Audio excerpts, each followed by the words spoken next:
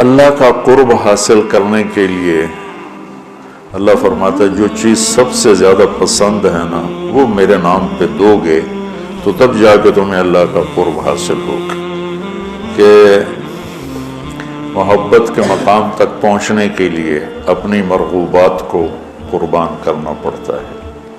اور سب سے زیادہ انسان کو جو محبوب ہے وہ پیسہ ہے. کہ اس کے پورے قرآن میں بے اموالکم و انفسکم، بے اموالکم و انفسکم، کہ اللہ کو پاؤ، اللہ کے دین کے لیے محنت کوشش کرو، اپنے مال اپنی جان. مال کا ذکر پہلے ہے اور جان کا ذکر بعد میں ہے. کہ حالانکہ جان قیمتی ہے مال سے، لیکن مال کو مقدم اس لیے کیا ہے کہ لوگ مال پر اپنی جانیں قربان کر دیتے ہیں. تو جب آدمی مال قربان کرتا ہے تو پھر جہاں مال لگتا ہے دل بھی وہاں چلا جاتا ہے. ایک صحابی آئے، یا رسول اللہ مجھے موت سے ڈر لگتا ہے. آپ نے فرمایا تیرے پاس کوئی پیسے ہیں؟ کہ جی ہیں. کہا وہ اللہ کے نام پہ خرچ کر دے، موت کا ڈر نکل جائے گا. کہ جہاں آدمی کا مال جاتا ہے وہیں اس کا دل بھی چلا جاتا ہے. امام زین العابدین علیہ السلام کی خدمت میں کوئی آتا تھا سائل، تو کہتے اللہ تیرا شکر ہے تو نے میرا سامان میرے گھر پہنچانے کے لیے سواری بھیج دی. سمجھو ان کی بات. یا اللہ تیرا شکر ہے تو نے میرا سامان میرے گھر پہنچانے کے لیے سواری بھیج دی کہ جو میں اس کو دوں گا وہ تجھے دینا ہے، اور جو تجھے دوں گا وہ جنت میں میرے لیے جمع ہو جائے گا. اور اصل گھر ہمارا جنت ہے، دنیا نہیں ہے. تو کہتے تھے یا اللہ تیرا شکر ہے کہ تو نے میرے گھر کا سامان میرے گھر پہنچانے کا سامان پیدا کر دیا. تو بچوں اللہ سے سخاوت مانگو. موسیٰ علیہ السلام نے پوچھا یہ اللہ تیرے ناراض ہونے کی نشانی کیا ہے؟ تو اللہ تعالیٰ نے فرمایا موسیٰ جب تو دیکھے بارش بے موسم ہے اور پیسہ بخیلوں کے پاس ہے اور حکومت نادانوں کے پاس ہے تو سمجھو میں ناراض ہو چکا ہوں. جب بارشیں بے موقع ہوں، پیسہ بخیلوں کے پاس ہو جو نہ خود خرچ کرے نہ کسی اور پہ خرچ کرے، اور حکومت بے وقوفوں کے پاس ہو تو میں ناراض ہوں. کہ یا اللہ جب تو راضی ہو پھر جب تو دیکھے بارشیں موقع پر ہو رہی ہیں، پیسہ سخیوں کے پاس ہے، حکومت سمجھداروں کے پاس ہے، تو سمجھ لے کہ میں لوگوں سے راضی ہوں اور ان سے میں خوش ہوں. آج پیسہ بخیلوں کے پاس، سخی بہت تھوڑے ہیں جن کے پاس پیسہ، ورنہ سب بخیلوں کے پاس جو بالکل کالا سیاہ سپ بن کے اتنے بیٹھے کہ نہیں خرچ کرنا. اور ایک کم وقت ہوتا ہے وہ بخیل کا بھی پہ ہوتا ہے، وہ شحیح ہوتا ہے. بخیل تو اوروں پہ خرچ نہیں کرتا، اپنے اوپر پھر بھی کر لیتا. ایک شحیح ہوتا ہے کہ نہ اپنے اوپر خرچ کرنا نہ کسی اور پہ خرچ کرنا، بس گن کے خوش ہو کے مار جانا. کروڑ ہو گیا، 2 ہو گیا، 100 ہو گیا، 100 ارب ہو گیا، ارب ہو گیا، ملین ہو گیا، ٹریلین ہو گیا، اور بڑی بڈھے ہر شے چھڑ کے مر جاؤ. پچھلے اولاد پتہ نہیں نصیب ہے کہ نہیں ہے. نصیب یہاں لکھا ہوتا ہے، ماں باپ نصیب نہیں بناتے، نصیب یہاں لکھا ہوتا ہے. تو اللہ کو بخل سے نفرت ہے اور سخاوت اللہ کو پسند ہے. اس لیے اللہ نے ادنا درجہ رکھا سخاوت، زکوٰۃ. بھائی کم از کم 2.5% دے دو. یہ جو بارڈر ہوتے ہیں نا، بارڈر، تو یہ پاکستانی بارڈر ہے، یہ انڈین بارڈر ہے. یہ والی جگہ جو ہوتی ہے نا یہ مشترکہ ہوتی ہے. تو ادھر سے وہ ادھر آ گیا ہے، پاکستان سے وہ نکل چکا ہے، انڈیا میں داخل نہیں ہوا ہے. اس بیچ کا جو ٹکڑا ہوتا ہے، تو جو آدمی زکوٰۃ دیتا ہے وہ بخیلوں سے نکل آتا ہے اور سخیوں میں شامل نہیں ہوتا. ابھی وہ راستے میں ہے.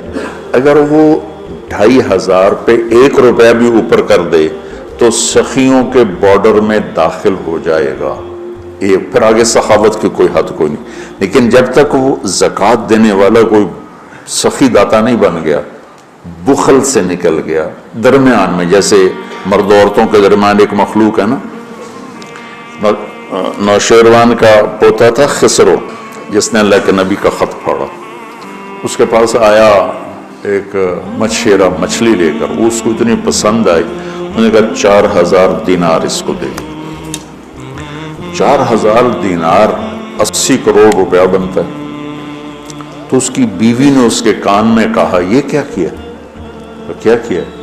کہ ایک مچھلی پہ 4,000 دینار دے دیا ہے تو خزانہ خالی کرو. اتنی بے وقوف. اس کی بیوی کا نام تھا شیری. انہوں نے کہا تو کیا کروں، میں تو بادشاہ ہوں. کہ اس کو واپس بلاؤ، اس سے پوچھو یہ مچھلی نر ہے یا مادہ. وہ کہے گا نر ہے، تم کہنا واپس لو، ہمیں مادہ چاہیے تھی، پیسے دے دو. وہ کہے گا مادہ ہے، تم کہنا ٹھیک ہے واپس لے لو، ہمیں نر چاہیے تھا، ہمارے پیسے ہمیں دے دو. ہاں یہ ٹھیک ہے. تو اس کو بلایا، ہاں بھائی یہ مچھلی نر ہے یا مادہ؟ کہ حضور یہ ہیجڑا ہے نا. یہ نر ہے نا مادہ. تو وہ بادشاہ نے کہا 4,000 اور دے دو. وہ تو بیگم اس کی اور غصے میں ہو گئی، لال پیلی. جب وہ 8,000 دینار لے کے چلا تو 1 دینار گر گیا، اس نے وہ بھی اٹھا لیا. اس نے بیوی نے کہا دیکھو کتنا بے غیرت ہے، آپ نے اس کو اتنے پیسے دیے ہیں کہ ساری اس کی اگلی نسلیں کھائیں گی، اور ایک گرا ہے وہ بھی نہیں چھوڑا، وہ بھی اٹھا لیا ہے. یہ بہت بخیل آدمی، اس سے سارے پیسے واپس لو. اس نے پھر اس کو بلا لیا. ابھی ہم نے آپ تمہیں اتنا دے دیا تھا، 1 دینار اگر گر گیا تھا تو کیا تھا، کیوں اٹھایا؟ کہ حضور اس پہ آپ کے نام کی مہر ہے، کسی کا پاؤں پڑ جاتا تو بے ادبی ہوتی، تو میں نے اٹھا لیا. انہوں نے کہا 4,000 اور دے دیا. مولوی عام طور پہ فقیر لوگ ہوتے ہیں، عام طور پہ ان کے پاس ہوتا ہی نہیں کہ سخاوت کریں. لیکن سخاوت پیسے سے نہیں ہوتی، دل سے ہوتی ہے. اللہ سے سخاوت مانگو کہ اللہ تمہیں سخی بنائے. عورتوں سے بھی کہتا ہوں، مردوں سے بھی کہتا ہوں، اللہ کے نام پہ خرچ کرنے کی عادت ڈالو. 100 میں 20 نمازی مل جاتے ہیں، لیکن 100 زکوٰۃ والے اکٹھے کروں نا تو ایک بھی زکوٰۃ دینے والا نہیں. کوئی 10,000 میں ایک آدمی ملتا ہے جو زکوٰۃ دیتا ہے، ورنہ نہیں دیتے. دل کے دروازے بند ہیں، اور اس وقت تک کوئی اللہ کا تعلق حاصل کر نہیں سکتا جب تک اپنی محبوب چیز کو اللہ پہ قربان نہ کرے، اور وہ ہے سخاوت، اور وہ ہے پیسہ. اللہ تعالیٰ نے آپ نے فرمایا اللہ الاجود الاجود وانا اجود ولد آدم. آپ نے کہا دیکھو بھائی سب سے بڑا سخی اللہ ہے، اور پھر اللہ کے بعد سب سے بڑا سخی تمہارا نبی ہے. وانا اجود ولد آدم، میں سب سے بڑا سخی ہوں. اور آپ کا خاندان سخاوت میں ضرب المثل ہے، ضرب المثل. ایک دفعہ ایک حامی تھا بنو امیہ کا، اور ایک حامی تھا اہل بیت کا. دونوں نے کہا چلو بھائی مدینے میں دیکھتے ہیں کون بڑا سخی. بنو امیہ کا حامی کہنے لگا بنو امیہ بڑے سخی ہیں. اہل بیت کا حامی کہنے لگا اہل بیت بڑے سخی ہیں. اچھا چلو چل کے امتحان لیتے ہیں. تو بنو امیہ کا جو حامی تھا وہ گیا ایک اموی سردار کے پاس کہ غریب ہوں کچھ پیسے چاہیے. اس نے 10,000 دی تھی. پھر دوسرے کے پاس گیا، اس نے 10,000 دی. پھر تیسرے کے پاس 10 سرداروں کے پاس گیا، ہر ایک نے 10,000 دی تھی.